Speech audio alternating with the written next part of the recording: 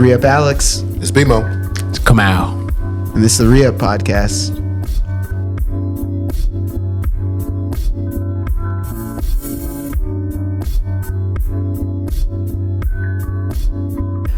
Yeah, so we're going to get into some philosophical conversations with KAMAUU, DMV raised, lyricist, poet, creator, artist, musician, thinker. Just a good guy all around. All right, thank you. Gracias. Gonna take a deep dive into dialect, sound, vocals, where he came from, where he's going, time, a lot more. Ew. You doing, BeMo? What's up, man? Doing good. Holiday season. Oh, God. We're back. We ain't gonna talk about that. Oh, God. It's just nice to be back in Nova, DMV. Nice to be around the family. Nice to get some downtime. I lately, or at least towards the end of the year, I have been hearing a lot and seeing a lot, really throughout the year, but it's kind of coming to its apex about community and people throwing this word around. I know we've talked about buzzwords a lot on this podcast. But I think maybe it's because I've been doing more events, like the bi-weeklies, so I've asked myself, like, what does community mean to me? Mm-hmm.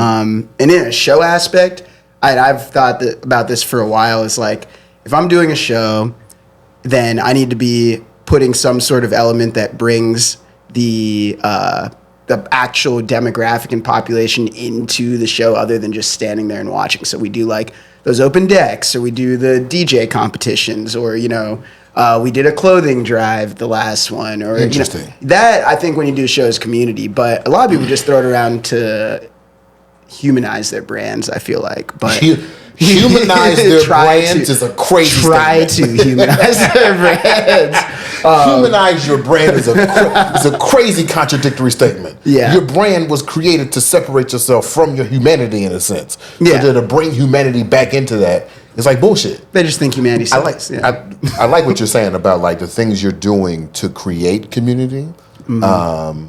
What surprises me when people use the buzzword, they're just using another word for, like, a demographic or an audience. Yeah. And they're treating them as consumers, where I feel like communities are more symbiotic. What are we feeding into each other? Yeah. And so if you are transforming the energy of audience into what I think is a separate step of community, I feel like you're doing better work. Not even that I believe in, like, good or bad, but I feel like you're just doing more community work. And it doesn't necessarily have to be, I think we might have had this conversation before. I come from a nonprofit world. And what I've learned in the nonprofit world is that, like, they're not really fixing problems. They're like the pharmaceutical of social good. Yeah. So, like, you feel like because you donate your $300 into this particular program, you're doing social good, but in actuality, you're paying staff, you're paying people to raise more money, you're paying presidents, you're paying appearance fees, you're paying very little to whatever the actual cause is, just for the benefit of social good and what you feel like is community. But that's just another product. No, exactly. You know what I mean? Exactly. It's just another product. And to a people who were taxed out their ass.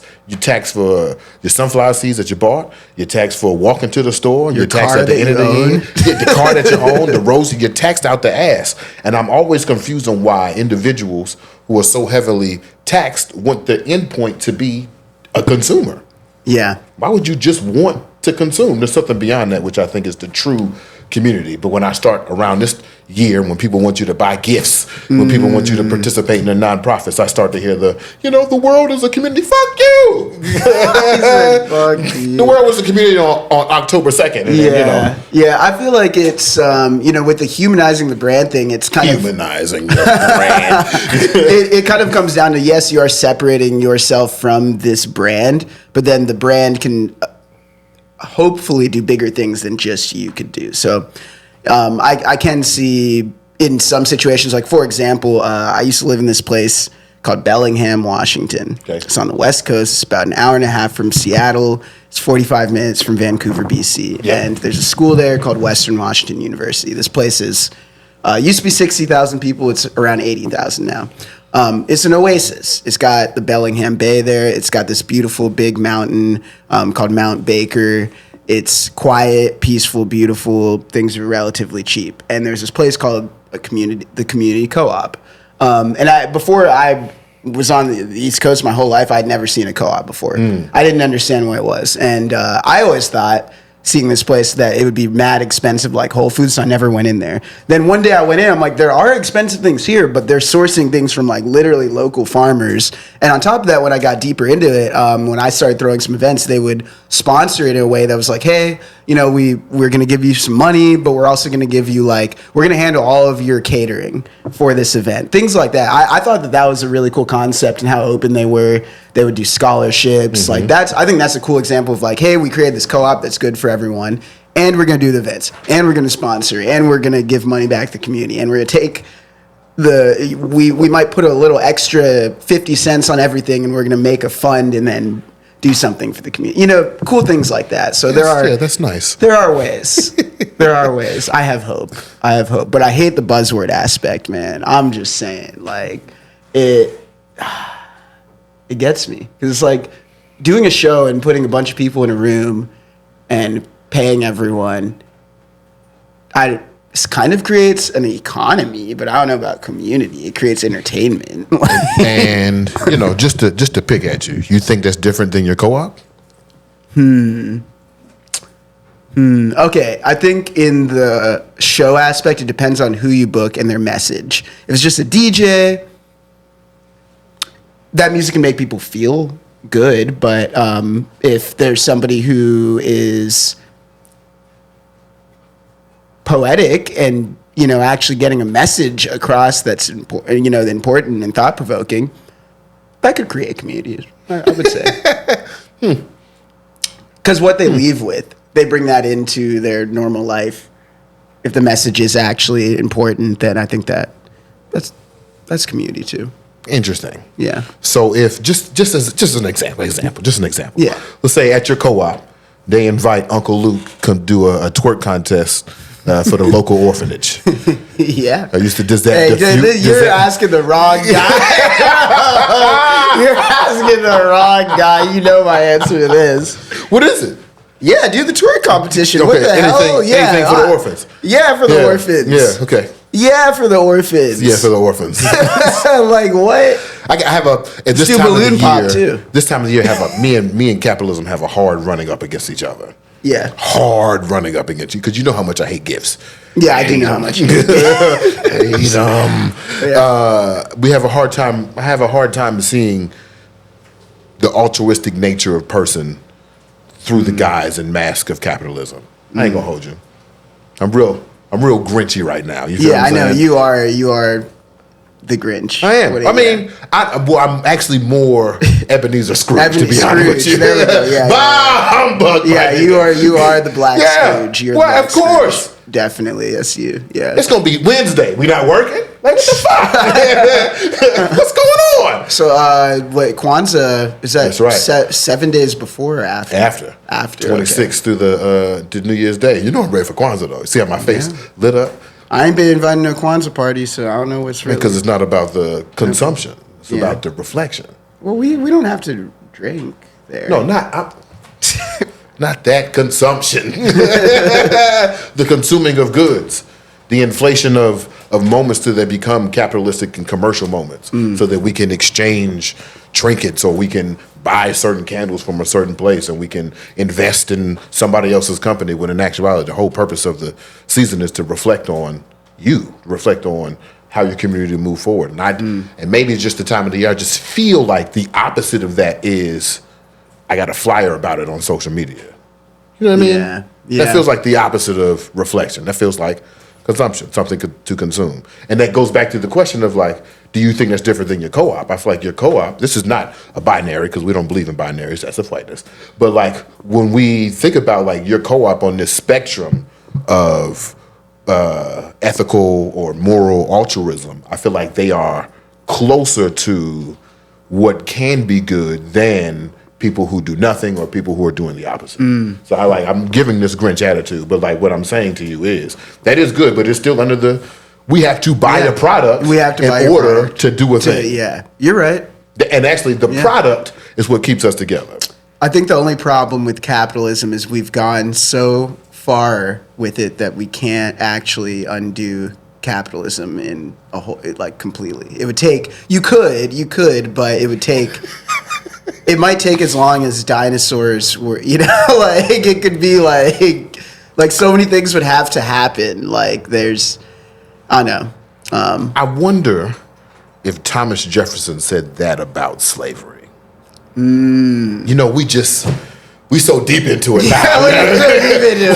I'm the president. I got slaves. It's too late. I mean, what we gonna do? My life is just so stressful. It's so stressful. I could never imagine a life without my slaves. But hey, within things like, hey, sorry to bring it back to shows and entertainment, but in the festival community in certain places, like Shambhala Music Festival that we'll talk about, you know, where I was actually just hanging out with KAMAUU before this. Well, you know, this is the summer, but that festival is a transformational festival. So the point of it is that you go there and you bring something back into, because this is in Canada and people come from all over the world. So there's talks and there's general way that people are treated. If someone needs something, they get it. And it doesn't matter if they have money. If someone needs someone to talk to, there's a place for that. It's really everywhere.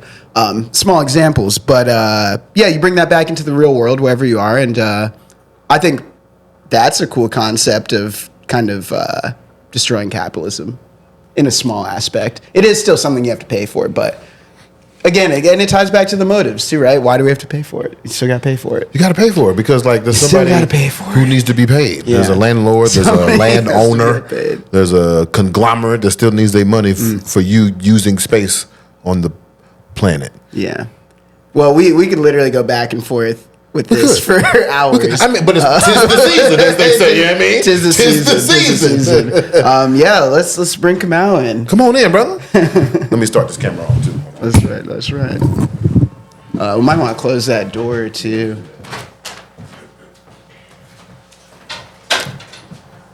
Oh yeah. Me? Yeah. I don't know. What's up? 6'1"? Yeah. You're 6'1"? Yeah. Nah, I'm not talking. That's crazy. Maybe 6. Yeah. 5'11". They don't let people be 5'11" no more, though. You know what I mean? I just don't know because doctors be telling me different things. I'm like, aren't y'all supposed to be doctors? Aren't y'all supposed to be doctors? Yeah, I'm like, am I shrinking and growing and shrinking and growing? When I'm talking to women, I just say I'm 5'11". 5'11", yeah. Yeah, I don't say 6. I say 5. I say 5'10", but I'm 5'9" and a half. I say, whatever. I've gotten 6, I've gotten 5'11", but I like to accept the lower because if I am that inch, I'd rather under promise, over deliver. True. I hear you. I might say 5'7". I'm like, I'm 5'7", baby. I was like, damn, I'm 5'4", baby. Are you secretly being measured in the nights? I Maybe. Sleep. Let me go ahead and. Man. Welcome, though, man. Welcome. It's good. Great to see you, brother. Great to see you. My man. Great to see you, Our brother. man. How are you?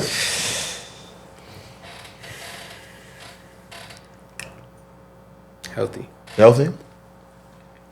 How long did it take you to get that way? Squeaky squeak. I am health is a process though. Mm-hmm. So getting healthier. But it's constantly attacked. So it's a constant effort. It has to be a mindful effort too. Mm-hmm. Yeah. Yeah. The only thing I could really do is try and break into a good routine, which that takes long too. You know. Yeah. But like routine insinuates lifestyle, not like I would even like getting past the point of preparation. It's just strictly action, almost instinctual. Yeah. So talk to us. How do you get there? Because I don't think I'm healthy. I'm gonna be honest. Yeah, I'm not healthy at all. Well, I think health being a spectrum because there's no like healthy and unhealthy as a total state. I think the total state of unhealthy would be completely incapable of functioning, right? Right. And healthy as a state, maybe the most efficient and optimal functioning of every process of the body, right? I got you. And so, I'm not saying I'm that. So let me rephrase. Just as you say, I'm somewhere on the spectrum in the middle. You're at 5'11" of health. That's what you're saying right now. Maybe the 5. Maybe the 5. Okay, Maybe the 5. I got you. Okay. But I think when it comes to routine, consistency is one of the biggest things. Right. And a lot of times when we think about starting routines, we think about all the amazing things that we'll be able to accomplish. And we're like, yeah, man, I'm going to do 1,000 push-ups a day, 2,000 sit-ups. And it's like, all right, one day you might do that and then you'll be really sore. And you're like, all right, next week I'm going to get back to it. And you're like, that kind of hurts. Let me do 5. And then next day, something happens for work that you got to jump into. Mm-hmm. And then 2 years later, you're like, oh, damn, I forgot I was trying to do that thing. Yeah. So I have this thing called minimums. Minimums. Yeah. And so just be really careful with your minimums, and whatever you want to do, think about something that when you take your ego out of the equation, that you will do. And it doesn't matter if it's 1 or half a push-up. Right. Your mind and your subconsciousness, when viewing yourself in retrospect at the end of 20 months, are going to say, I did this thing that I said I was going to do every single day. Mm-hmm. Right? If that thing was 1 push-up, okay. If that thing was 50 push-ups, cool. Yeah. But if you were consistent with 100 push-ups a day, and then you fell off one day, and then that kind of messed with your ambition, and then the next week you fall off a couple more days, and then you kind of fall off, and then you pick back up like 3 months later. Right. Your mind is going to view that differently than if you did 15 every day. Right. Mm-hmm. Right? Yeah. And so whatever your minimum is, just keep that. And you can increase your minimum, but you can never decrease your minimum. Right. Never decrease your minimum. So whatever your minimum is, say, and make a conscious choice. All right, you could do, say your minimum is 15, and one day you do 200. Right. But you could say to myself, I'm going to keep my minimum, but I'm just going to allow myself to fluctuate. But if you say I'm going to increase my minimum, you can never take it down. So if you say you're going to do 20, you do 20. If you say you're going to do 30, do 30. But you could do 100, you could do 31, but just keep the minimum, So have just a minimum amount of things. And a good minimum to start, I think, is just to wake up and say thank you first. Yeah, even if you have an alarm, so you have to say if your alarm is on your phone, and you have to touch your phone in order to get up, even before you do that, letting the alarm go off. Just wake up, close your eyes, and say thank you so much. Thank you, thank you, thank you, thank you, thank you, thank you, thank you, thank you, thank you, thank you. Boom, it takes what? 2 seconds? 2 seconds. Yeah, that's a good minimum. Yeah, it's a good minimum. I think, to start. Yeah. I really appreciate that, because that's something that I know I've been working on for years and years and years, is saying thank you, because I interact with a lot of people throughout work and my social life and things I like to do for fun that are still require work. And that's something I tell a lot of people, especially in the event community. I'm like, a really good thing you could do is be overly thankful if you're going to be busy and running around and having to tell people to do stuff. Especially, I guarantee you'll do better. Yeah, you will do better. Yeah, yeah. It's good for community. Oh shit, boy! But I like how we start this conversation off with health, because I don't know if we've talked to another artist specifically about health. No, and you have expressed, and I'm hearing even the minimum of saying thank you is like a graduate level course of health. To be honest with you, I don't think it occurs to people just to thank. I mean, outside of the religious aspects, just to thank the existence for the existence. So I would say that's a little bit on the advanced spectrum, but that's not what I want to talk about. I want to talk about, like, how do you take care of your instrument? How do you are proactive, and what like regimens and minimums do you have about taking care of? Yeah, so thank you is good first, because gratitude is not really a phrase, and it's not a verbal gesture. It's a course of action. Right. And you can hold gratitude and never say thank you. never even smile. You know,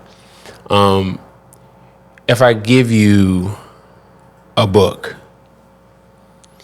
and I come to your spot and I visit you a month later, 2 months, and start to talking about the book, and we look at the book and it got dog pee on it, and it has a circle on the top of it because you've been using it as a coaster. You haven't taken care of it, so you're not grateful for it. And so to say thank you properly is not just to thank you, but to use that verbal symbol, that sonic vibrational symbol, as an announcement, as an instigation into a process of taking care of a thing. Yeah. So if I'm saying thank you that I woke up, what woke up? The thank you that my person is still here in this way. Okay, now it's time to take care of the things that enable my person to be here. That's right. Yeah. And so I have a prayer that I do.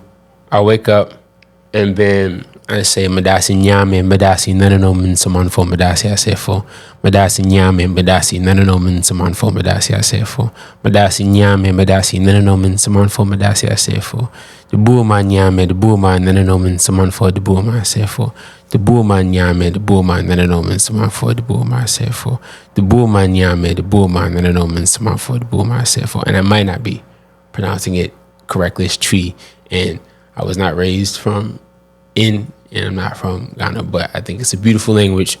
It feels good in my body. Any tree speakers out there? Yeah. Please correct me. But what I'm saying is, they speak in Ghana. Yeah. Okay. And what I'm saying is, thank you, God. Thank you, ancestors. Thank you, descendants. I said 3 times. I say respect God, respect the ancestors, or the kings. Nananoman Samanfo could be ancestors or kings and queens of our past. And respect our descendants. And when I do it, I get down and I'm not really on my knees. I'm on kind of like my toes and my hands. So it kind of burns. And every time I say Madasi to a thing, every time I say one of those things, I put my head on the ground. So it's kind of like I'm doing push-ups. And I started off by saying thank you in that way and allow myself to feel some discomfort because I'm saying thank you for, okay, what would I ask for? Would I ask for strength to get through a situation? Would I ask for wealth? Would I ask for abilities, heightened singing abilities, heightened writing abilities? Would I ask for resources, any type of resources? Rather than asking for those things, I'm saying thank you for the thing that you gave me to acquire those things. But I'm saying thank you by saying, yo, look, you gave me this thing. Look how I'm working it. Look how I'm using this thing. It's like this chest popping as well. Yeah, it's like you say, I can say thank you for the car, or I can use that, or I could just start driving Uber. And you're like, oh yeah, he glad I gave him that car. This dude's been driving it every day. And did you put some? Okay, those rims is clean. They're not even it's expensive, but they're actually clean. Wow, that car smell like oud. Like, it smells good in here. Look, it's clean internally, externally. You're taking care of it. You must really be glad you got this thing because now you're taking off. So I start off by saying thank you and just using my body a little bit just to pray. You know, my father told me prayer makes you strong, or humility makes you strong. Literally because we were praying and we were like bowing over and over. And it was burning on the triceps, you know, to be humble. You know, prostration can be like a really good workout. And I think it's cool when it is. But that's just the way that I would start answering the question. I mean, there are tools and techniques, you know, it's all health. So there are exercises that you can do to take care of your voice, to take care of your mental quick twitch muscles and flexibility in writing. There are exercises that you can do to keep your creativity sharp with improvisational exercises. You know, so there's the active exercise side of taking care of, you know, your instrument, and then there's also the nourishing side of taking care of, and that's what you eat. Yeah. And also exercising the positive and negative side of each thing. So the positive side of exercise are the things that you do to build muscle flexibility, things like that, in all of those areas. But the negative side, negative is not synonymous with bad. Right. But just the negative side is the intentionality in the things that you don't do. You know, health is about what you don't do as much as it's about what you do. Precisely. Because you could do all the great things in the world and then just do things that sabotage all of the gains that you could have gotten. Exactly. Same thing with eating. Same thing with eating is just a form of oral eating is just a form of consumption, but you know you also consume by seeing, listening, applying, things onto yourself because you're absorbing, absorb. So the things that you absorb and the things that you don't absorb are also things that you, if you're intentional, can factor into taking care of your instrument as well. And also just getting sleep. Yeah. Drinking water and getting sleep. Your immune system, keeping it strong. Your voice is the first thing to go usually. One of the first things to go. That's how you know you're sick. Yeah. This doctor. Yeah. But a strong voice is I'm reading this book. I just started it, but I'm excited about it because I think it's going to go into the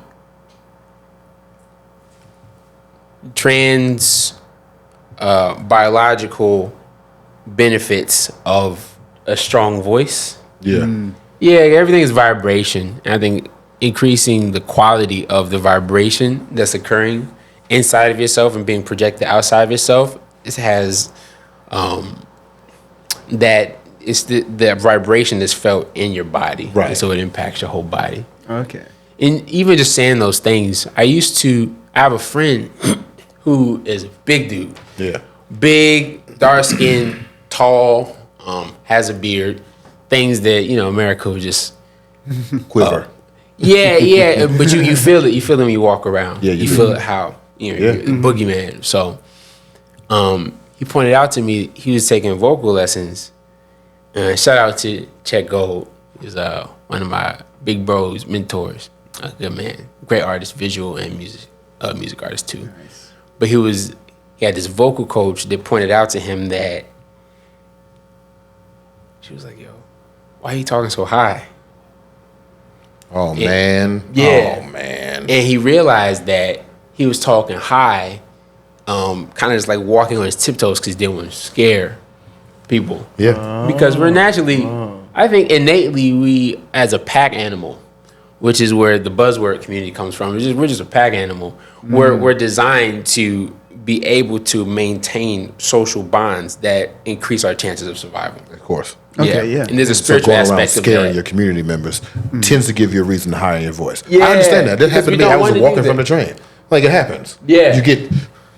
And you don't want to be the object of fear. No. That's not your point. There's a time and place for that, Of sure. course. Yeah. Yeah, I got you. Yeah, I'm Yeah. using it. Yeah. But not to the kids. Saturday morning, man. Yeah. We go straight from the library. Yeah. Definitely. Yeah, most of the time, nah. Yeah. But so he started talking in a lower voice, and I don't have a deep voice, but even I was talking higher. So if this is my talking voice, imagine how, I was kind of just here, Yeah. And there's a time and place for that, but it feels better. Just, I could feel it. It feels good. Yeah. And even if that's the only thing, even if the rest is placebo, the fact that feels pleasant means I have access to something pleasant whenever I need, that I can control. Point. Yeah. So. But yeah, How so did you there's learn- tons of ways to take care. Yeah. Yeah. You just walked me through like a whole... You walked me from waking up to sleep. I Yeah. saw the whole thing. I might have a chest next time you see me. A little something. How did you, as you were saying your prayer, I'm like, how did you learn this language? Where does this come from? Like, how do you know things? I don't know Tree. Yeah. I don't speak it per se. I'm That makes you even more curious, though. Yeah, I know those phrases. I looked them up, and I started Pimsleur. Pimsleur, you ever heard of the Pimsleur approach? No. Pimsleur is Excuse me? Yeah, Pimsleur is one of the one of the language learning apps. Okay. Oh, okay. Yeah. Okay. Well, before it as a company, my father used to use their cassette tapes, cassette tapes. Oh, this is old school joints. Yeah, but they have an app now. Okay. They've survived. You got That's to. good. Yeah, You which can't is good. live off cassettes, right? Yeah. What's the other one? Well, Yes, you can. no, you're right. Yes, it helps. But Pimsleur, and so there was cassettes, and they have an app now, and they have tons of languages, but they have Tree as well, and so. That's cool. But yeah, I looked up how to say ancestors, and I looked up how to say descendants. Yeah. And that's why I'm saying anyone out there who speaks Tree, feel definitely free to correct correct me. Yeah, because In community, of course. yeah, Don't cuss them out. my father has an amazing friend in Ghana who he sent it to, and she gave me some help too, as well. So Okay. because I said it in a song. Okay. And she was like, "Hi." Okay. She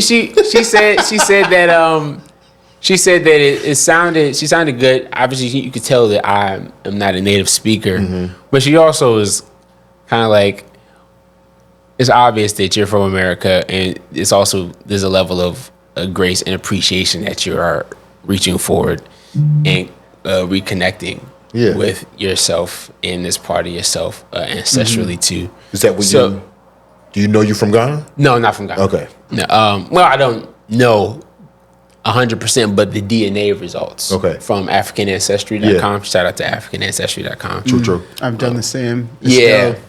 It's dope. Yeah, because sometimes it give text and literature about the They said I can't think of the exact tribe, but the tribe that I descend from is very big on cultural and like entertainment and like events and like music. Oh wow. Yeah, I That's what you know. do. I was like, yo, that's crazy. Yeah, and it's cool because that's mine didn't say that, which is good to know because sometimes you get these companies, I'm like, did they say this for everybody? Yeah, and I cross-referenced it with a lot of different. I was like, this is cool. That's Why you giving me It's like this? sometimes they look at astrological stuff and it's watching like, me or what? it sounds good, but yeah. if my cousin read this, he'd probably be like, identify with it too. Yeah, but yeah.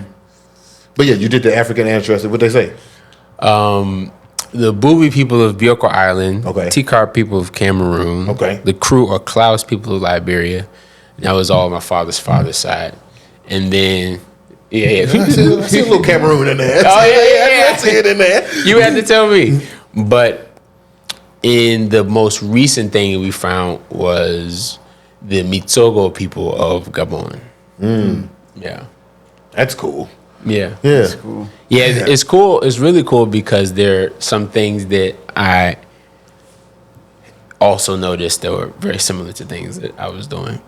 See, that's interesting. It's so That's interesting. interesting. It's You're so not, interesting. you feel far, but maybe you're not. Yeah. So I have a symbol that I've been drawing since I was maybe 11. My father showed me this video of dome homes. You know what a dome home is?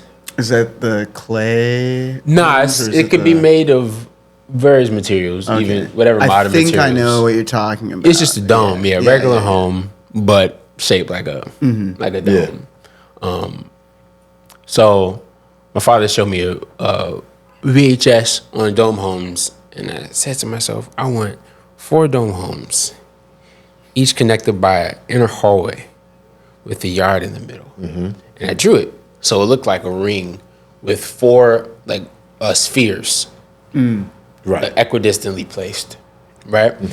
And so I've been drawing that symbol since I was 11, and then my father did the African ancestry in like the 11th grade, and then for some reason the Kru or the Klaus people of Liberia stuck out to me. So when I was in college 2 years later, I was looking up, typed in crew Liberia in Google, right? Mm-hmm. And so I'm looking it up, and I do an image search, and as I'm scrolling, I see that symbol once, twice, physical, not drawn. It's actually a physical thing, like a ring made of some type of metal. Over and over and over and over. Wow. Yeah. So I'm like, what is this? What's going on? So it's called, I think, Tien or Duin. Okay. And it said that it represents water spirits and it had healing powers, and you would find it in the water. Info is kind of here and there. I still don't understand what it is. And it potentially was used as some form of currency. So I've been enjoying this thing my whole life. It's interesting. Fast forward, there's a couple of years ago, I learned about Iboga. Yeah. And it just sounded and felt attractive. I felt pulled towards it. And so I started doing some research, and I found that, okay, the spiritual discipline that surrounds I'm not sure how many there are, but a spiritual discipline that surrounds Iboga is the Bwiti culture. Okay. And so I started listening to Bwiti music. I even have some mushroom journeys where I just listen to Bwiti music the whole time. And it's beautiful music. I don't even know what they're saying, but I felt drawn to it. And that's beautiful, man. Yeah. And so I had and have a desire to meet the plant, Iboga. Yeah. But there's a part of me that doesn't want to engage with that desire from a colonial way. I'm gonna go to this place and say, "Hey, let me." Right? Yeah, exactly. So because when you go, you bring in the American with you. Yeah, that dude is still with you, even though you're trying to reconnect. It's still you're here. Yeah. And it's so interesting. You're talking about Liberia. That's the conflict that there was. So this part is not the Liberia part. The Liberia part was before. Right. Yeah. Okay. Yeah. So how it ended up playing out was, I was like, all right, if I go to wherever this is people commune with, Iboga, if I can go and just meet people and just sit with people and appreciate them, if it is deemed appropriate. Exactly. Then I will, in the context, in the way that it is, right? If they say it's appropriate, not in a way where it's like, oh, let's let this torch, but like, no, honestly tell me. If not, it's okay. Yeah. Right? You're not trying to be like Aaron Rodgers with Ayahuasca, just down in just down there tourism. Yeah, exactly. But the funny thing is that, because I was like, whatever group of people practice the spiritual discipline of Bwiti, I might not share ancestry with. On top of that, so I was like, yeah, African, okay, but I'm not in the same region. Turns out, this year, when my father found the two musicians that we didn't know we still had living relatives on that side of the family, and my father went down to get their DNA. It's my father's mother's side, and DNA came back. The Mitogo people of Gabon. I researched the Mitogo people. Bwiti is a spiritual discipline of the Mitogo people. Yeah. It was like, what? Yeah. Of course it is. But the crew, Liberia is the symbol I've been drawing. That's the thing you've been drawing. Yeah. I brought up Liberia just to bring up the conflict of like being of a colonized person. Yeah. And then going to this liberated place, and there's conflict there. Yeah. And I understand not trying to like intercede with that or like interrupt that and be. I have my homegirl AJ. She just opened up a commune, like a school, specifically for artists to do the situation. It's like a 60-day program. You got to go, you teach, you become a part of the community, and then, to your point, you're not judged per se, but if it's deemed appropriate that you can start taking other cultural steps, then it makes sense. Because to me, I just don't want to go and be a tourist. I want to have purpose and refine community and reconnect in a real way, not in this community of like, oh, I'm here to buy the products, baby. How much? I'm not. It's not. Although I'm going to do that because I need my T-shirt, I need my bracelets, I need that. Exactly. I am. You know what I'm saying? This is America, Jack. I got Instagram. Come on, what we doing? Exactly. But at the same time, equidistant at the same way, I also want to connect in a real way. In a real way. Yeah. These I feel domes. that, man. That's what's up. Yeah. We are not alone. The domes. Were you talking geodesic domes, kind of, or? Yeah, and you know about the geodesic domes. I'm sure. No, like the ones. Kind of, they use like hexagons, usually made of. Yeah. And then it makes the structure. Yeah, you get like a kit. Of exactly. You can order, and you got to build it. That's cool. They're beautiful. It's kind of going to be a sort of long story, but it has to do with geodesic domes and the last time that we hung out. Which was at Shambhala Music Festival. Yeah. But so what was it? Because I've been to 5 Shambhala Music Festivals. There's a festival in British Columbia. It's in the Kootenai Mountains, so that's like very far up on the West Coast. But I've been there 5 times. This is my 5th time. I think it was my 2nd time I went.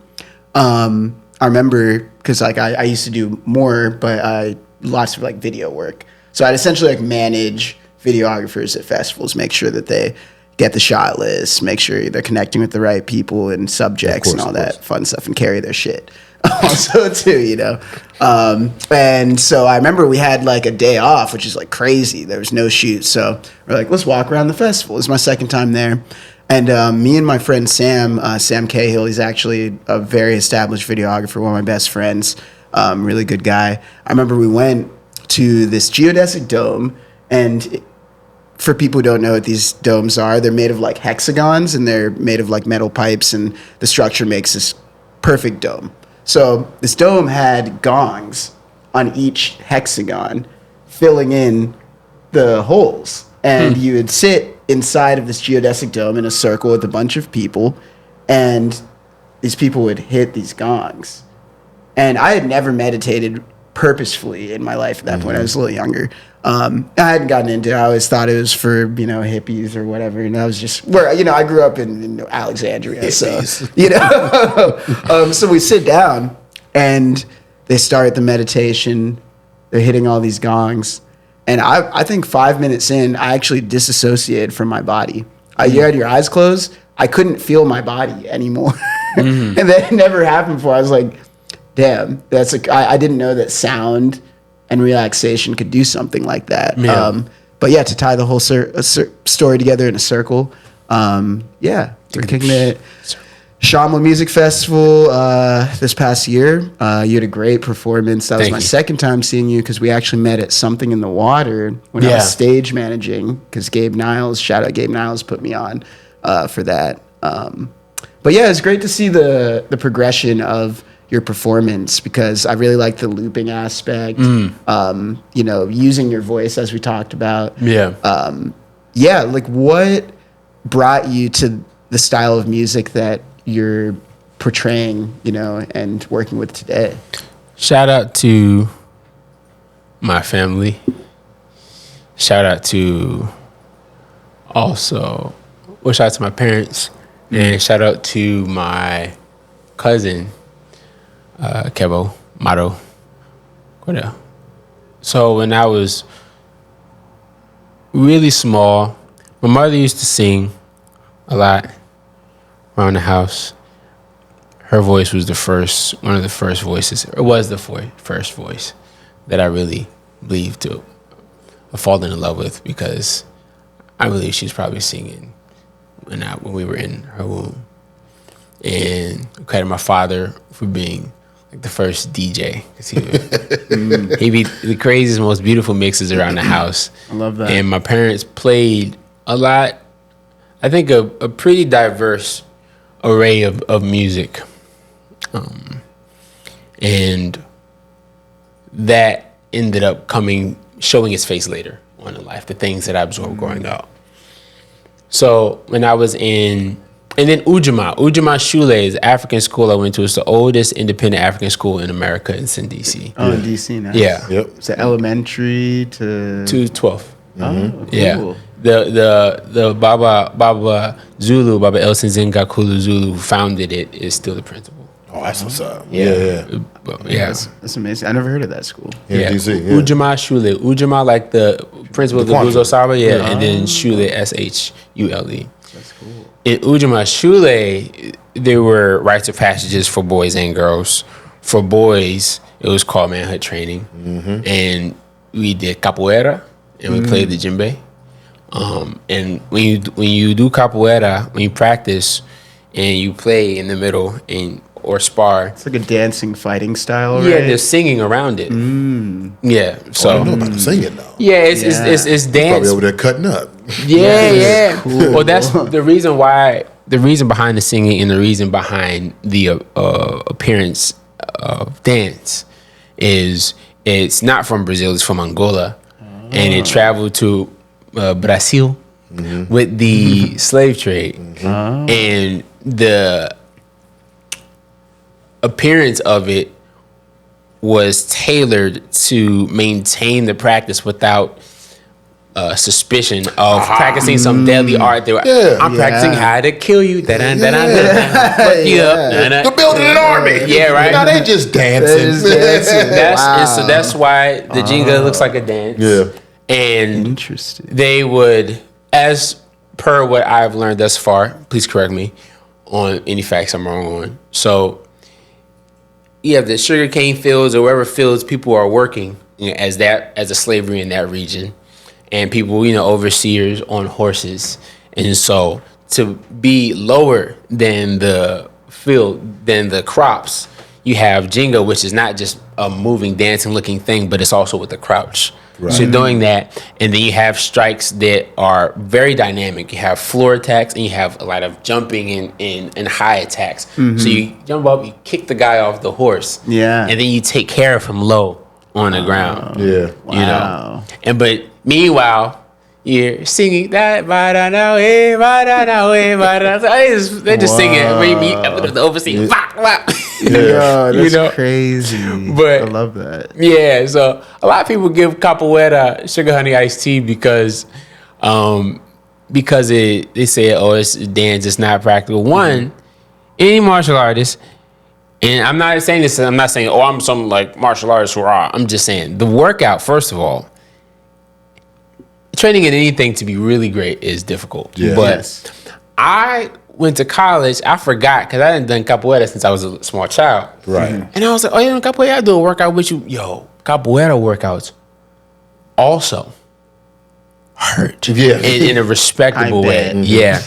And also, you can't really knock something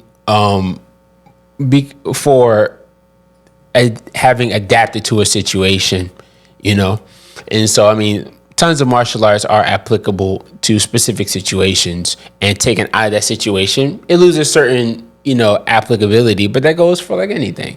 It's like, you say wrestling is way more practical. Yeah, not in a gunfight. Right? And so it's like, but in close, in maybe not in certain physical situations without a weapon, it may not be, but in some places wrestling, I got you now. Same thing with certain striking art, certain things, same thing with archery. So you kind of have to think about it in the context, and you understand how effective it is.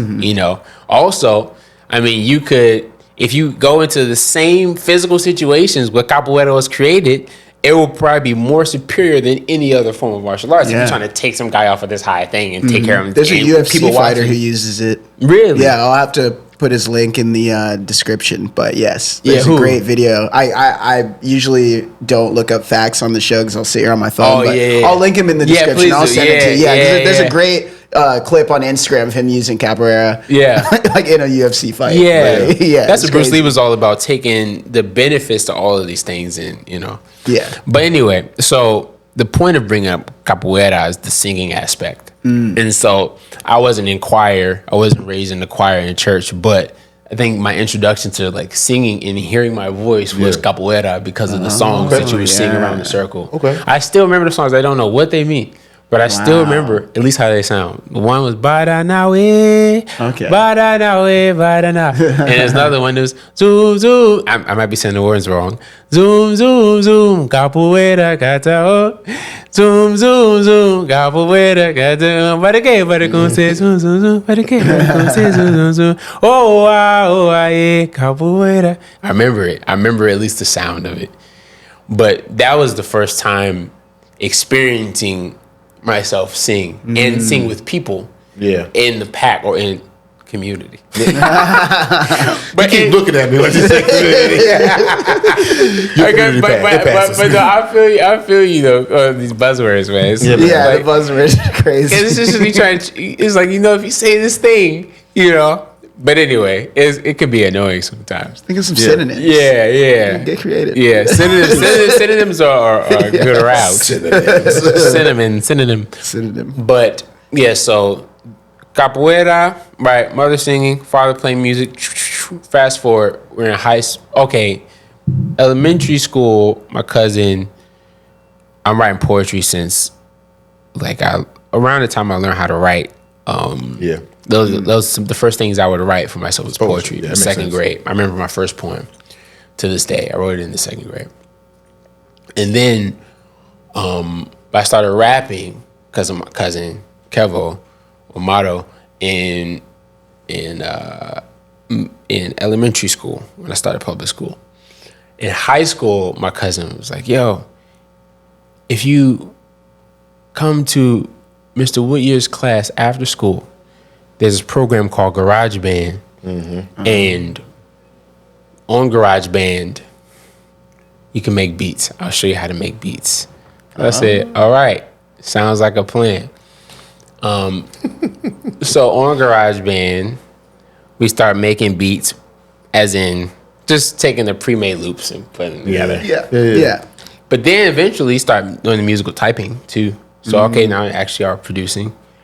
Something happens with the computers where all of the software instruments and all of the pre-made loops get deleted. Yeah. And so I want to keep producing. Now you got to produce for real. Well, now I'm like, all right, I'm going to do some, instead of a trumpet, I'm just going to, right? Instead of a drum, right? And I start just trying to figure out how to make the sounds as placeholders until the instruments came back. But the instruments never came back. Damn. And that ended up becoming a style. Wow. What even made you be like, I'll make the trumpet sound real quick? Oh, as a child. Yeah, because as a kid. As a child, you don't think of what you can't do. Yeah, exactly. I don't have a trumpet. I can be a trumpet. Yeah, I can be a trumpet. Children don't think of what they can't do. They find out how well they can do what they try to do. Right. Children are like, unless the poisoning has already, or the programming has already started. But children don't think in limitations. They think in the difference between children and adults in our imagination. If we use the same imagination, we all spend so much time beyond the present moment. Right. Right? AKA in imagination. The past is imagination. It might be something that happened, but it's imagination now. It's not here. Anything 100%. That's not here, you're imagining.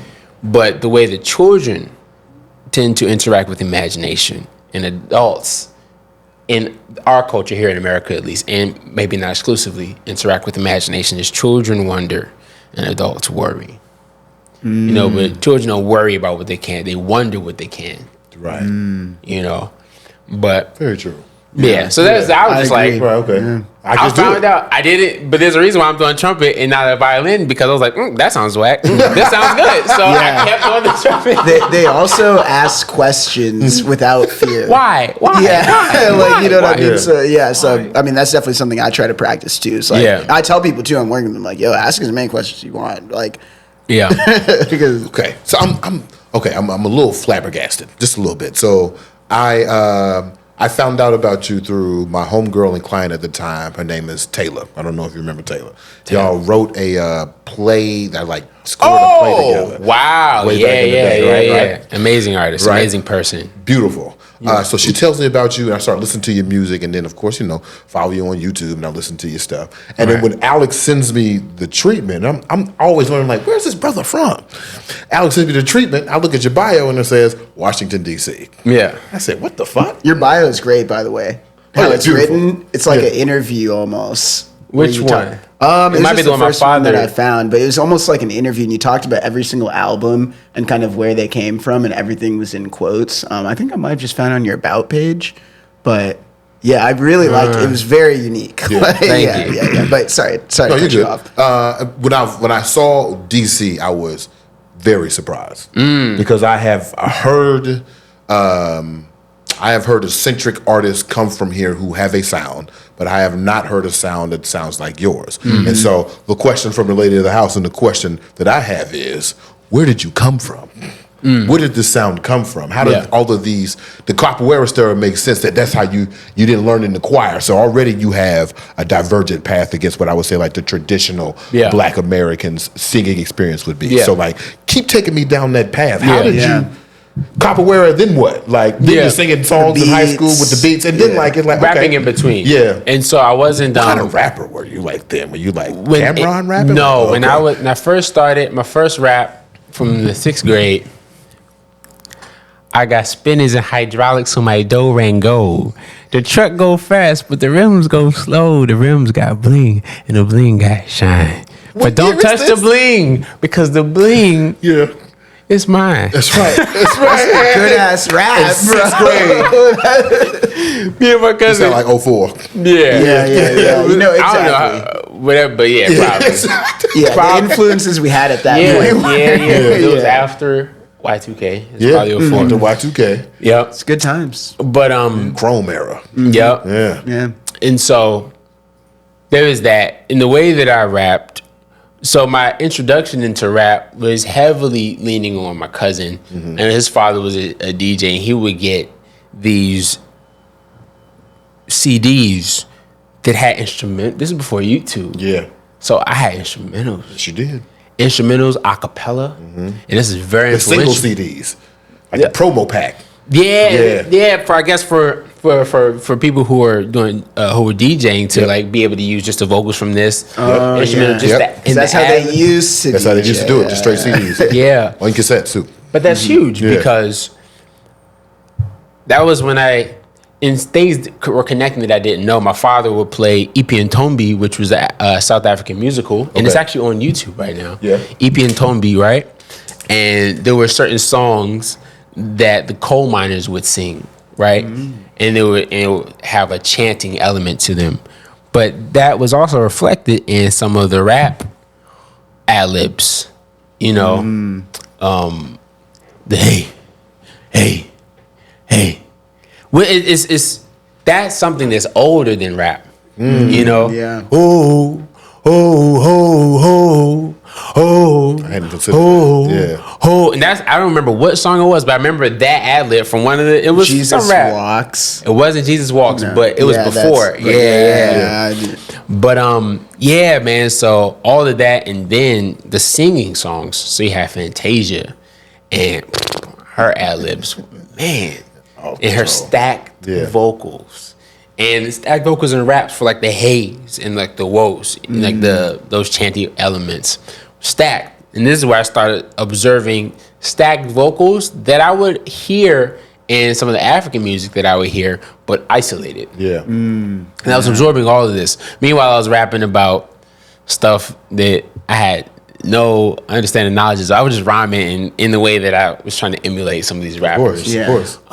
Like Lil Scrappy. Of course. This sounds smack out of 04. I love you know, it. 50 Cent, the G Unit in general went through a deep Tupac phase, Bone Thugs and Harmony. But all of this is a lot of very influential because this is what my cousin had. Right. And then singing wise, you know, I had all of the church things. And my mother would play like the Winans and all of that, you know, CeCe Winans, BB Winans, Donnie McClurkin. Both parents played Luther Vandross. Father would play Sam Cooke. Of course. Father would play Marvin Gaye. And we had obviously Michael Jackson in the house. We had Bob Marley. We had Jimmy Cliff, Peter Tosh, but then Keiko Matsui. Yeah. And then Vodilp, you know, and Mystic Warriors from, you know, from this landmass. So it's different from the Americas, more traditional music from the Americas, more traditional music from you know, North Asia, more traditional music from, you know, Africa, and all of the, and then a lot of compositions too, like Yanni. And then I found myself really attracted to the scores of different films. Like I like Lion King, but I didn't really like the "Just Can't Wait to Be King" songs on Lion King. Yeah, I like the I feel do do do do do do do do do do do. Yeah, the score. You know, All the score is amazing. Yes. You about to end the joint, make me cry every time, bro. In the But clouds. In the clouds, Yep. you have forgotten me. Yeah. Oh no, I didn't, Daddy. I didn't forget. Meanwhile, yeah, exactly. And whenever you feel it, those pulling the chairs out even more. Jack's dump bum but dum bum but bum but Yeah, exactly. dump all of the scores too. On the way back, see, I can feel it. I can feel it. Yeah. So all of these things, you know, were appreciated, but so the rapping that I was doing in high school made a big shift because I was writing poetry the whole time. My father, my whole family, mother, father, brother, sister, we all write. My father had us writing essays at a young age, and I took a liking. We all actually took a liking to poetry.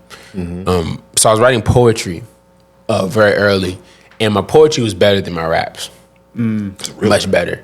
And in high school, when my friend Shindy put me on to Lupe Fiasco, that was the catalyst. Because I've been listening to Andre 3000 before, and I liked him because of his uniqueness. Right. And I was listening to a bunch of artists who I liked Mos Def before, but after hearing Lupe, all of the influence of Andre and Mos Def and people in those worlds kind of like clicked, where the poetic nature of my poetry seeped into. Yeah, he was like, I can do both. Yeah, it could be the same thing. Yeah, my poetry was more honest than my raps were. It's coming from second grade. Like, you performing rap. Yeah. At that point. Yes. Now you are performing as you. Yeah. Poetry was more of a expression of the present moment, and it's more honest. Yep. You know, And that, diary, journal. Yeah. That era, and we've talked about it a bunch of times on this podcast, of when the gangster rap kind of starts to end, and the Kanye's and Kid Cudi's and Andre's become really popular, and it's more lyrical. Yeah. And, you know, it's I wouldn't say more lyrical. Well, I would say I wouldn't say more I would say lyrical, diverse. diverse. Yes, diverse. You're right. It was lyrical, but it's lyrical about some lyrical. murderous stuff. Yeah. Because the locks are crazy. No, Very poetic ways to articulate. Exactly. But yeah. That is a really good time to grow up and make music, because now it's like people in their like 20s, 30s have this whole different perception and process, and like they've seen both sides. Yeah, it's great. I love it. I really do. We love our 2012 era. 2012 era. Yeah, you know. That was, and then Kanye was actually very influential too, because Kanye was one of the first people, and then Tupac returned with it.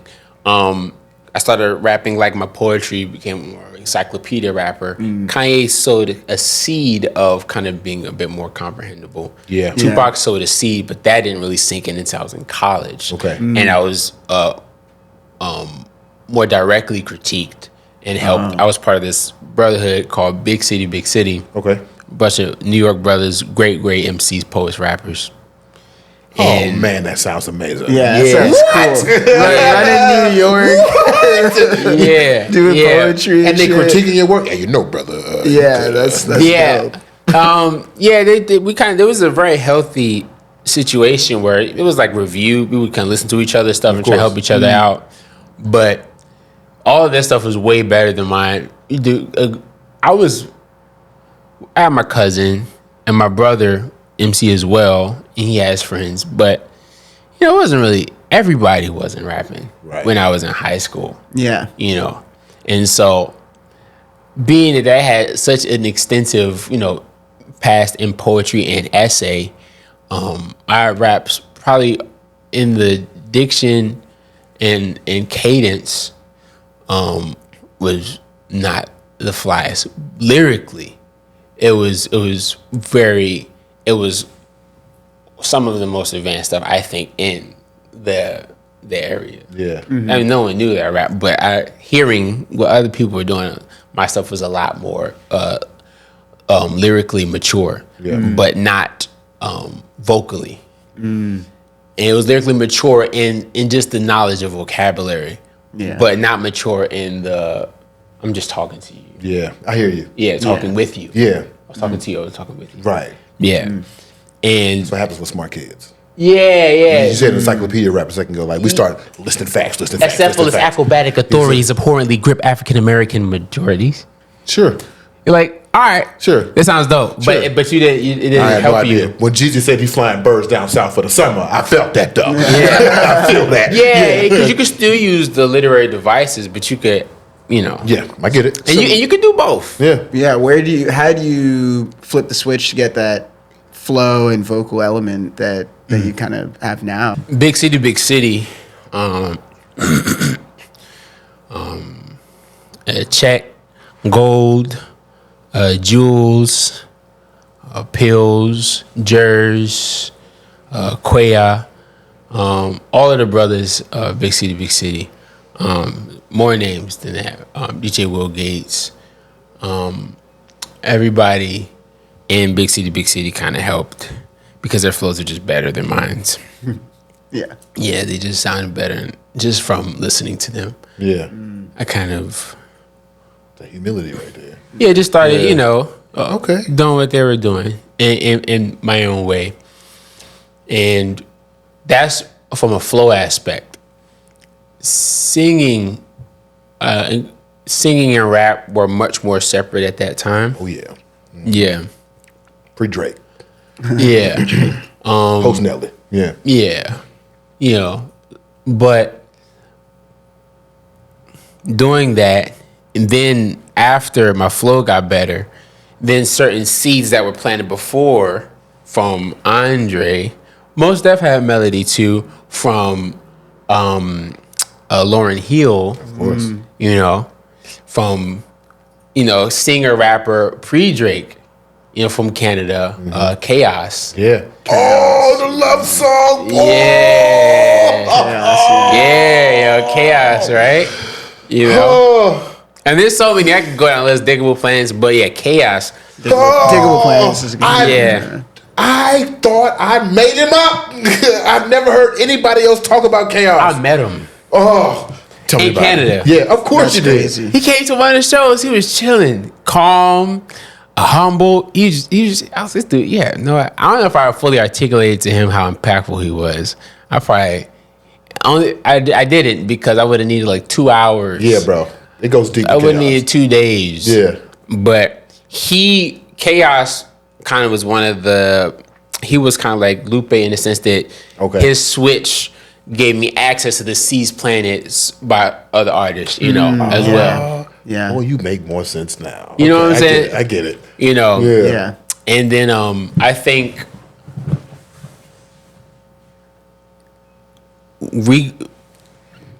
regressing memory wise back and listening to let me listen to Chaos again, listening to more Andre, more Outkast in general, but the way Andre will articulate himself again, listening to and then seeing artists do things like people like Chaos would have songs where he's like rapping and songs where he's singing and then songs where he's doing both. Yeah. And a lot of these artists were doing things like that too. And so I started to emulate that more. But then the more I started singing, a really important thing happened when I didn't ever really feel comfortable in my singing because of the presence of the superiority of the Southern Black church. And it has to be Southern, but the American Black church, Christian vocal palette is extremely formidable.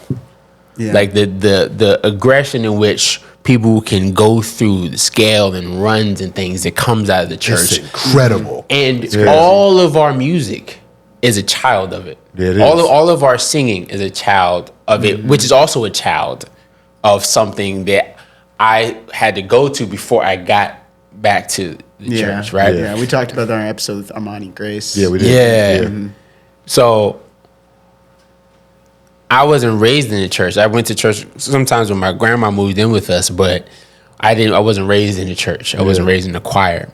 And so I didn't have the pre-singing choreography that those children might have had. I hear what you're saying. Yeah. And so because I didn't have the numbers, I didn't have the result. So because my equation was different. Yeah. And so certain people like Louis Armstrong helped me out because his voice was so different. Yeah, it didn't and go like like if that. Louis Armstrong can sing, I know I can sing Yeah. because his voice is so different. But it's not about the texture of his voice; it's about the capabilities that he uses with his texture. But listening to going back once I started feeling comfortable singing more, going back not to like Sam Cooke, because I'm like, I'm not gonna pull off a Sam Cooke thing. That's the same I'm not tradition. gonna pull off Yeah. a Usher thing. I'm not gonna pull off a Chris Brown thing.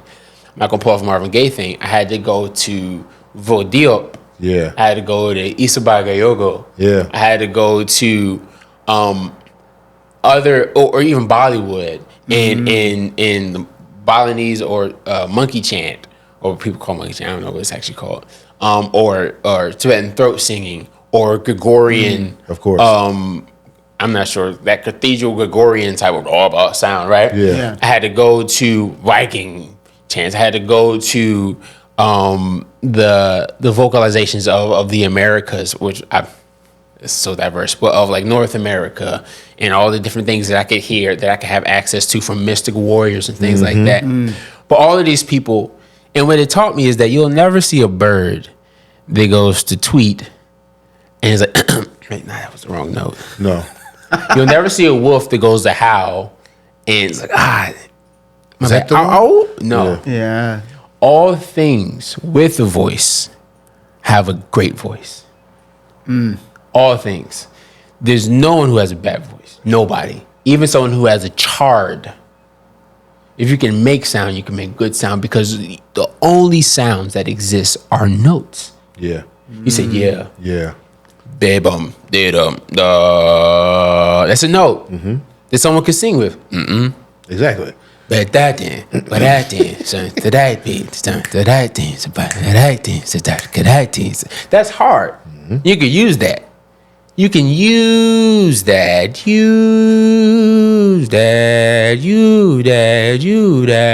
They're usable. Yeah. You can use them. Yeah. That's almost ohm. Like we're all using. You only speak in usable notes, good Right. notes, right? The issue is not Good notes. Good. Right. They're all. Emphasis That's right. on good. Yeah. That's right. The thing that makes them bad is the dishonesty, and it's not on purpose. Right. The deception happens when we don't sing what we hear. We sing what we think we hear. It's like a visual artist, someone who's a sketch artist. The difference between someone who's great at drawing and someone who's not great at drawing is not the quality of the hand, but the quality of the eye. So can you look? If you can look, then you can draw. Right. But it takes time. Still. Because you have to learn how Yeah. to see. Right. In order to draw, you have to learn how to see. In order to sing, you have to learn how to listen. So when someone tells you to draw a cup, if you don't know how to draw, you look at the cup, you know the top is a circle, so you draw a circle. And then you draw the lines, and then you draw a flat bottom because you know it's flat. That's not what a cup looks like. That's a shovel. Yeah. Right? There's no cup that looks like that. You know it's because you know. Yeah. You don't know. You know it's a circle. You know the bottom is flat, but it's not what you see. So when someone says sing happy birthday to you and it's bum ba dum bum ba bum, and you go bum ba dum bum ba dum, that's not what you heard. Right. It's what you thought you heard. So the shorter distance you can create between the thought and just pure perception, the better quality of the vocals you can create. And then you have vocal flexibility, hitting all the notes, but that's Yeah. not singing. That's just acrobatics. That reminds me of It's a just quote. a flex skill. Yeah. Yeah, which is good. Yeah. Hey, we'd love to see. Yeah, because it gives you more options. Yeah. To express a higher variety of things. But you don't need that to express the highest variety of things because that's where creativity comes into play. Right. You could use one note to express almost anything, potentially. Who knows? I believe, though. But I've seen a man with a one-string guitar do a whole type Yeah, of yeah, that's the thing. exactly. That reminds me of a quote that Corey Fonville told me about. I don't remember who told him, but we had Corey Fonville from a array of bands. He's a drummer and beat maker on this show, and he said that somebody who he used to do a lot of touring with, before they would start the show, they would all circle around, and he would say he wants everyone to play their instruments with love and conviction. Conviction. Conviction. Love and conviction. Yeah. So it's like without that, Yeah. you're just replicating something. Yeah. once you do what you hear, once you understand what you hear, as it comes to you, it comes through love. You know, and so you hear this thing that is of love too, but you interpret, you hear it at least with just gratitude and the attention that you associate with love, just attention. Yeah. You know, and then when it comes out, it's honest, and that conviction of honesty, like this is real. That also impacts the quality of your vocals too. But so listening to these different ways in which people were doing that throughout the world, Right. that enabled me to just lean into my voice enough to hear where the actual boundaries were.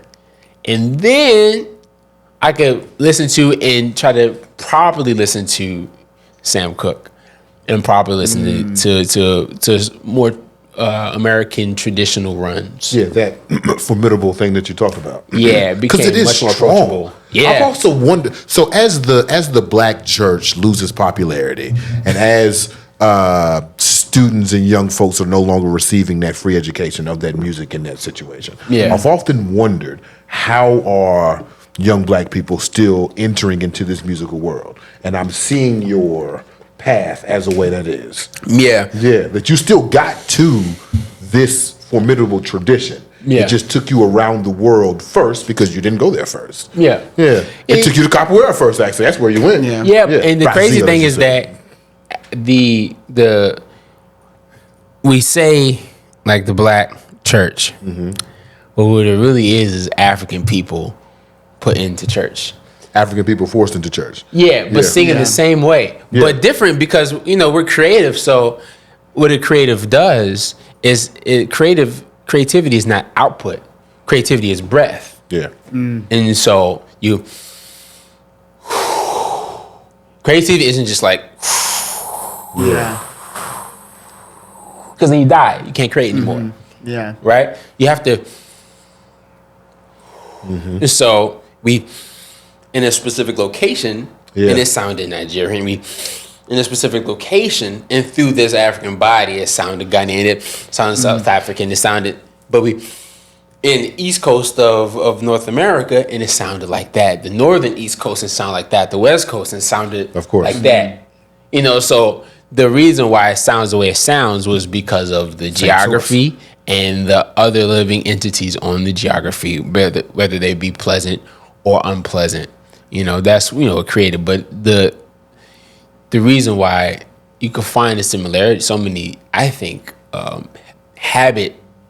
sonic habit similarities between here and Africa is because of the same we come from the exact same source. Even how you just broke down how we were speaking and the notes that we use. That still comes from the same source. This note of speaking comes from the same African source. And so the church in a way is kind of almost like an easy first stop. If you didn't go there first, now you got to go to Angola. Now I got to go learn Tulsa. Now I got to go to South Africa. I think kids these days have such an access to technology too that definitely influences how they're getting into things.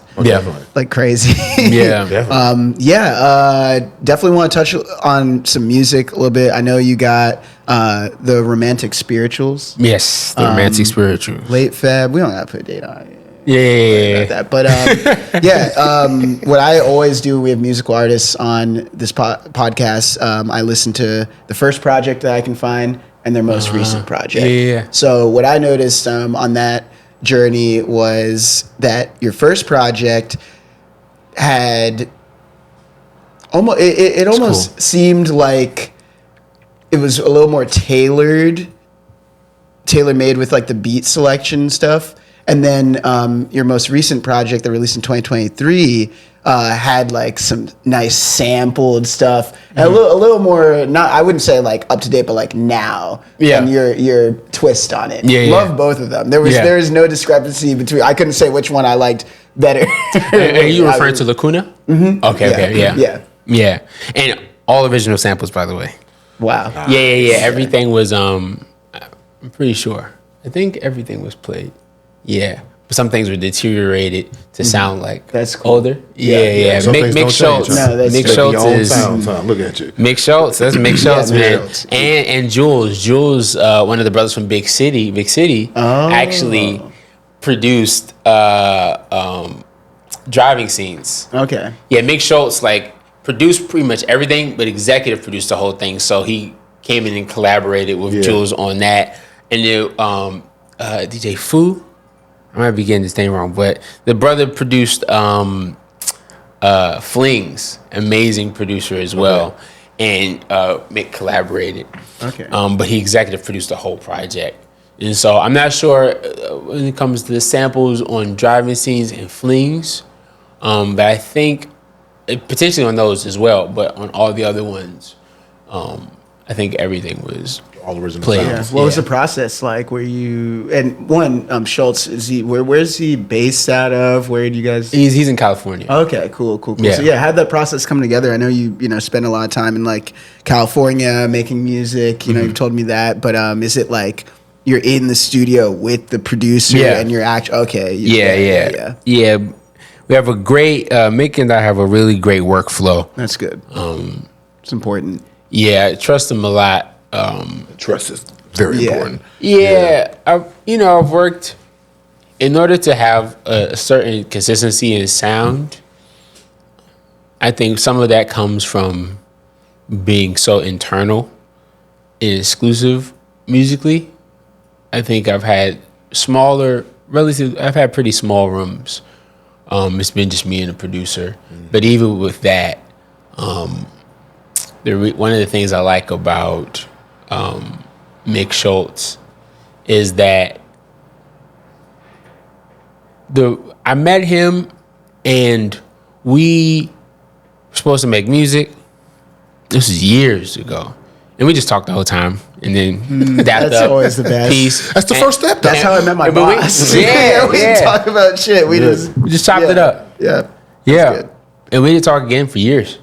And then during the pandemic, my amazing manager, Nigel Mack, shout out to Nigel Mack. I know Nigel Mack. Yeah. Nigel Mack. He's dope. He's dope. Shout out to Nigel. He might be a DC head, right? Baltimore. DMV though. Yeah. Yep. Shout out Baltimore. Good man. But he sent me a bunch of instrumentals from Mick, and I just started writing to him. And I think in that flow, I did the first verse and chorus of "Don't Play With My Money." I did the first verse and chorus of "Advantages" and a couple of other ones. Sent it to Mick, and Mick was like, "Yo, we gotta finish this." Yeah. And then we picked back up, where we left off. That's what's up. But the flow with Mick is those songs are already made, or those productions, but he went in and grew them a bit. But usually the flow with Mick is we get in the studio and we just start from a sound, and he makes the sound or I make the sound, and we both respond to it continuously until the song is. And one of the things I like about his production style is I think he has so much confidence that he doesn't hoard any position. Yeah. So he's not worried about you trying to do too much production, But what that breeds is that I become more receptive to suggestions from him. Yeah. And so because I'm like, oh, can you try this? And I like to produce, but I had never really produced, except for shout out to No Wild, shout out to Brandon Black, Joe Pasco, Mocaire, because I did have that experience with them, prior. But it's oftentimes where you work with the producer and it's like they're like, man, this is my production. Yeah, also, and you can understand it because I'm like, this is my work, and don't take more of just this little bit of money that I'm making off of this side. Right. I want as many points as I can get, and you could critique that, but you have to understand where it comes from, and it comes from. I understand it.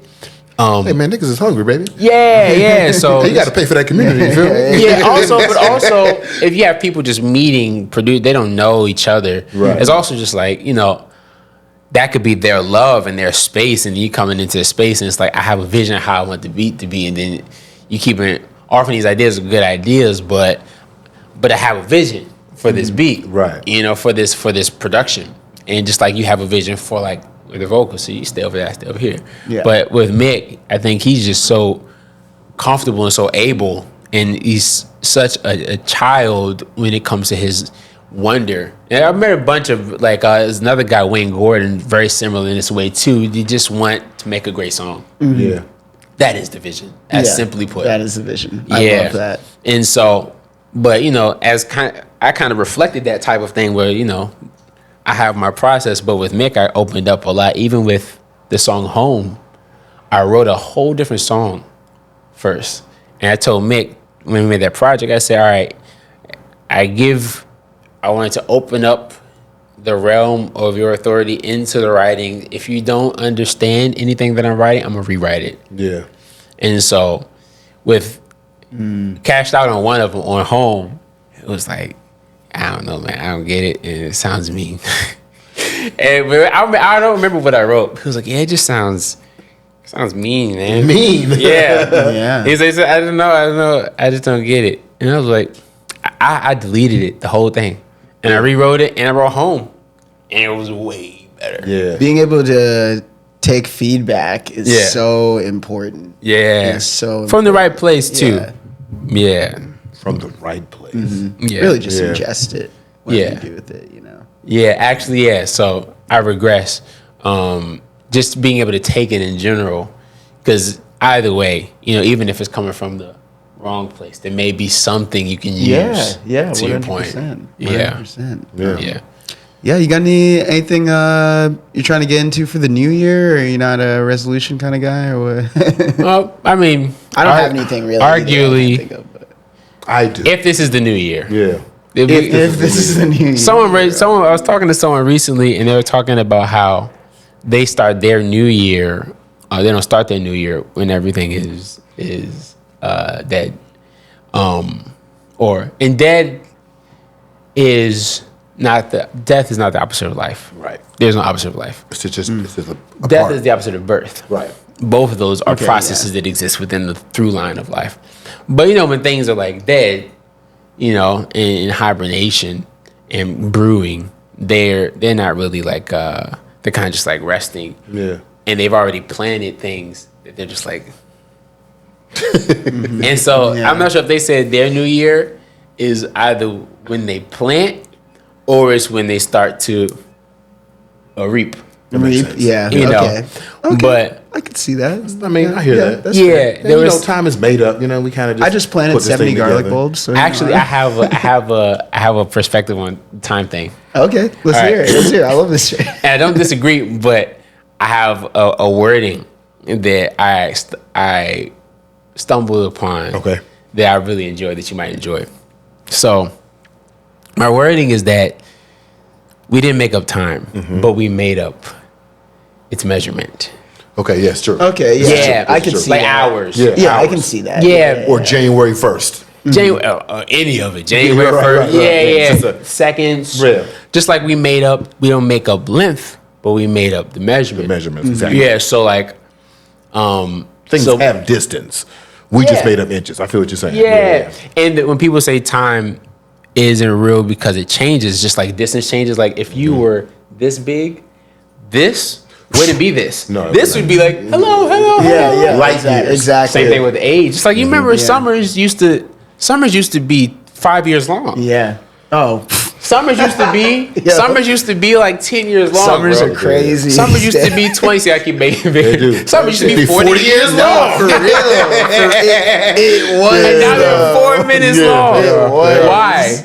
Because we've lived longer. Yeah. And so the time does change. I got hit by a car. Whoa. And that couple of seconds. You're okay? Yeah. But I flew into the air.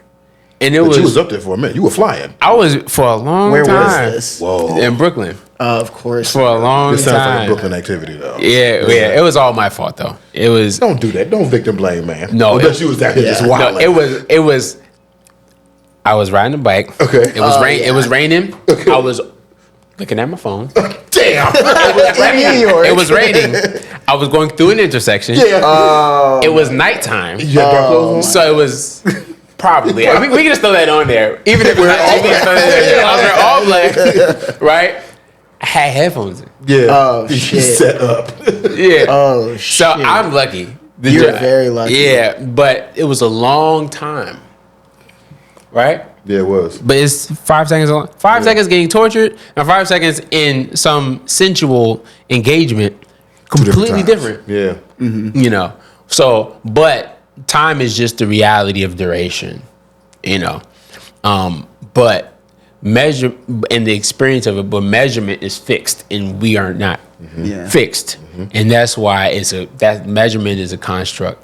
You know, that can be useful, but it's not the law. Of course. Yeah. You know, the present is the law. Yeah. And duration is a characteristic or a trait of the present, because we experience things for periods of moments. You know, lengths of moments. You know, and that's something that no matter whether we're around or not, you know, the streams, the trees at a certain point in the present moment and the duration of it will open up, and at a certain moment of time they'll die. But we say it's this amount of months, right? And we got to keep adjusting it because it's fixed. It's fixed. It's a fixed thing measuring a non-fixed thing. Yeah, that's true. You know, How long does it take to fall in love? yeah, right. Oh yeah, Yes. yeah. But to answer your question, man, I'm just right now. I want to get to a point where I'm reflecting. This is what my friend kind of shared with me. I would like to get to a point where I'm reflecting the seasons and my actions. Oh, okay. That's not what I'm doing right now. Yeah. Right now, I'm working like it's spring. But for Lord willing to make it to 2026, you know, for like a 2026 transition to reflecting the seasons. Seasonal, yeah. But right now, I'm wrapping up the romantic spirituals. Great name. Yeah, yo, Yeah. I got a note. Yeah. I'm not gonna say the name, but I'm about to say, yo, I got a note in my notes. Yeah. That is just titles, and I got some got some fire fire titles. Yeah, I got titles that I'm just like, does this project relate with any of these things? Yeah. Oh, okay, not yet. Okay, yeah. But the romantic, it was originally called the religiously romantic spirituals. But I wanted to shorten it, and I was talking to my father.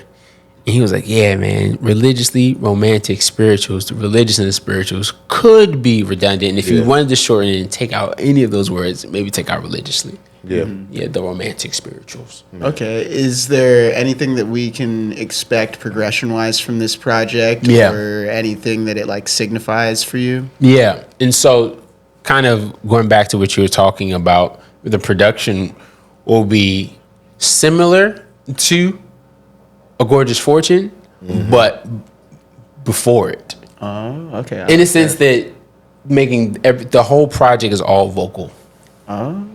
Yeah, and it's my first it'll be my first self-produced, yes. Yeah. It'll be my first self-produced album. And with it, you'll hear the influences of the diasporatic African and human Yeah. articulation of I got you. vocals. So, yeah. Including the church. Oh, Yeah. okay. Yeah. Okay. Come on. So I'd Yeah. imagine you're gonna lay down the percussion with your voice. Yeah, everything. Yeah. The only thing that's not voice in the entire project is under my boom, boom, the boom. Like I'm putting a kick, Yeah. Okay. Yeah. to reinforce it under it. Okay. I've heard you do that before, and it hits. Yeah, I was in my yeah. car. Yeah. It was hitting. So in like Garden's Garden. going to be on it, and Holy Spirit. Okay. When you hear that kick is a vocal kick with a synth kick under it. Yeah. No, that's cool. Yeah, but the sounds bass line is just my voice pitched down and EQ so the low end is higher. Yeah. Okay. Yeah. Makes sense. Yeah. Nice, Yeah, okay. nice. New Year's resolution for me. There's this mantra that I wrote down. nice. It's not really that good, but I was. Damn. You already shitting on the mantra. It's mantra that It's not even that good. It's just Anyway. I'm not letting anything get in my way anymore. That's I'm not letting anything get in my way anymore. brilliant. Yeah. That's Like, brilliant. that's it. So That might be the best We'll mantra. build on that one. Yeah. Yeah. Okay. Okay. Yeah. No, me and my lady, we are beefing right now. We are in a deep fight. Like like everything right now when I left the house is cool, like everything's hunky dory, but like there is something under the surface that we both know that is growing and festering that we have trying to deal with, and it just leads in these big fights. So in this last fight, it's like 4:00 in the morning, and it's funny speaking of time. Why are you up at 4:00 in the morning? Your ass is dumb. That's a very interesting time. It's a very funny time. 3 to 4 is 3 to 4 o'clock is a very interesting time. Oh, it is. So we start talking. We start talking at 3:00 in the morning, and now it's 4:00 in the morning because time when you're having a disagreement is nothing. It goes by so fast. We breathed twice, and now it's 4:00 in the morning. 4:00 in the morning. She's saying some stuff, talking about gifts, and I'm talking about like I don't like gifts, but like I feel like what I'm saying. There should be like some tokens of like appreciation of like reciprocation or something going. I just feel unseen sometimes. And she said to me, she was like, "Tell me right now, what do you want?" And I would, shit, I don't know. I don't know. So as I'm hearing you talk, I guess my final question to you, as I'm hearing you talk, and Alex is giving his New York resolutions. His New Year. Shout out Brooklyn. You giving my out New Year. Happy New Year. How do you know what you want? You seem like you know. I've been listening for that this whole conversation. Like, how do you know that? I think there are fundamental desires, and then there are more trivial desires built on top of it. Well, I want to talk about the trivial stuff. The fundamental stuff, we talk about it all the time. Yeah. But like, how do you know, like, the trivial stuff? How do you know that you want them glasses? Like, glasses fire, too. I like them. Yeah. I just like them. I don't know how to make it. You just... I just like it. But I think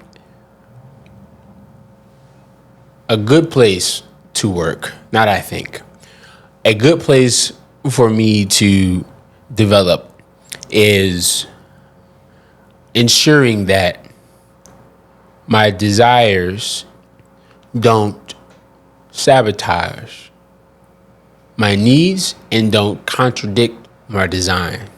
And so some things I wouldn't even call desires, they're just my design. Yeah. Like, we're a pack animal, so I do need you. That's what solitary confinement. Yes, that's the punishment. You actually need people. And that's one of the biggest weapons against us is the overinflation of the need of space. Yeah. Because you need space, but you need community. We're a pack animal. You literally you go into the woods by yourself.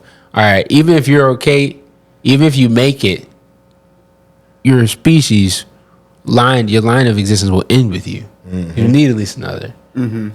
But so I try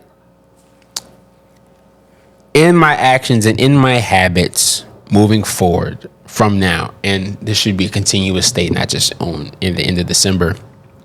My actions and my habits, my thoughts, my desires, my words, may they be in harmony with my design. I can end the sentence there. May they be in harmony with my design. That's actually really helpful. Yeah. Because sometimes I think, like, when I get approached with a question like that, like, what do you want? Sometimes it feels like a question of, like, all right, put yourself aside. Yeah. Now tell me how you want to consume things. Where it's like, that's not how I operate. Like, how I'm designed dictates what I'm going to consume. So if I can align those things, I feel like I can better express what that is. Yeah. My most vibrant wants are from myself anyway. Yeah. The things that I don't just want money. I want to experience focus. Yeah. That'll give me money, but it also give me a lot of other things, whatever I focus on. Yeah. Also, I want to experience for myself, beside focus, discipline, and compassion, and wisdom or good little decisions, patience, rest, honor, honesty, and so. But all of that is neatly tucked under the umbrella of health, which is under the umbrella of design. Because all health is harmony with your design. If something is healthy or not is whether it is in harmony with the proper and optimal articulation of your life, your body. Yeah. That's what health is. That's it. Yeah. All right. Yeah. Good answer. Thank you. Yeah. I love Alex suppressed face. I've definitely been going deep. I'm happy that this was a philosophical journey. Oh yeah, that was what I was anticipating, and I appreciate that. Thanks for listening, y'all. If you get a chance to subscribe, like, download, and follow, we really appreciate it. You can find us on Instagram at ODCAST. You can also find us on Patreon for exclusive content. New episodes every other Thursday. Thanks for your trust. Appreciate y'all.